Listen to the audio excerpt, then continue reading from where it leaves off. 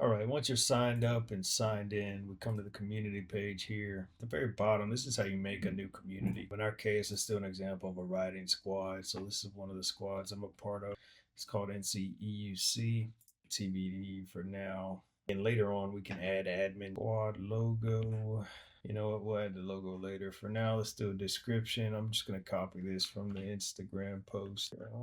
Let's do 27603. We're only EUC in this crew. Telegram, that's NCEUC. Instagram. So obviously, if you have a Facebook, YouTube, all that good stuff, you can add it, submit it. Gonna go to a site admin to approve it. So that's all there is to it.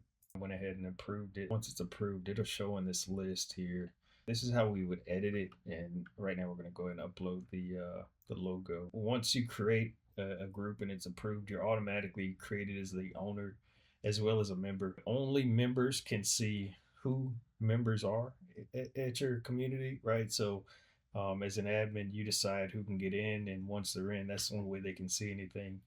Same with event addresses, right? So unless they're a member, they can't see it. All they can see is the city and state. But in this case, the reason I can edit is because I am the admin of this community. If I just click edit here, this is where we can upload the logo. So here we go. So we're just going to click upload.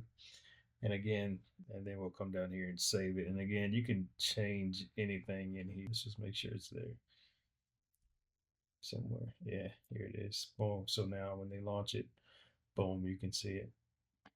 Once you have a community or even a member, the way to share it and get other members to sign up, let's just use our NCEUC example again. If we click on this, there's a share button, right? You can easily share it to any of the social media sites, but the easiest way, right? If you're in Telegram, you copy that link, it'll just go straight to the site. And imagine, you post in Telegram, say, hey, come join this site. Our community clicks on it. They're not signed up. What they see here is there's a number of members that are active in the group, but they can't see the members, and it's only usernames. Once they're a member, they'll have this request to join button. Request to join, they send you a message, hey, this is such and such from the Telegram chat. Accept me. Submit the request. The request is pending, and I'll show you how as an admin you would go in and accept that. If you're an admin, you have this community dashboard. You get to NCEUC. First thing I notice, this one person is waiting for approval as a member. It's King Torchy from Telegram, so I'm going to approve. Hey, look, now we have two members, Morton and King Torchy. The other thing that is possible from this admin screen, again, it's in the community dashboard. I can also add admins. Let's say someone is, someone's email that you want to add, but they're not a member yet, or they're not signed up for the site. If you enter their email address, it'll send them an email and give them a link to sign up. And when they sign up, they automatically become an admin. If they're already a member on the site or signed up for the site, in this case, right, it's say I want to add Morton, the guy that I just added as a member. Click add admin, boom, and Morton is here.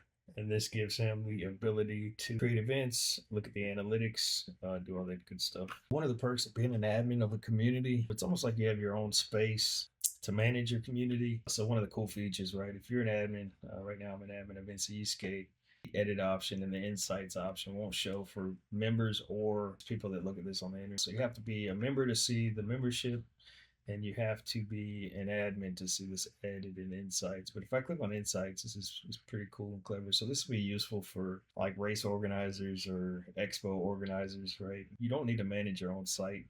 Essentially, as long as you add your community here, it's going to track all this information for you. For instance, how many total views this community has. Get your members to rate you. The reviews will be pretty useful. Get your name out there and get people joining your organization. You can look at the last 70 days or last 30 days. Top referrers right now, it's all coming from the vehicle match website, but if it comes from Facebook or Telegram, it'll show here as well. I am the admin at this point. I've added a Morton as also as an admin. If I click over here to the events tab, this is where I can add new events. What's today, the 9th? Let's just do Tuesday, right? Tuesday special DTR is downtown Raleigh spot.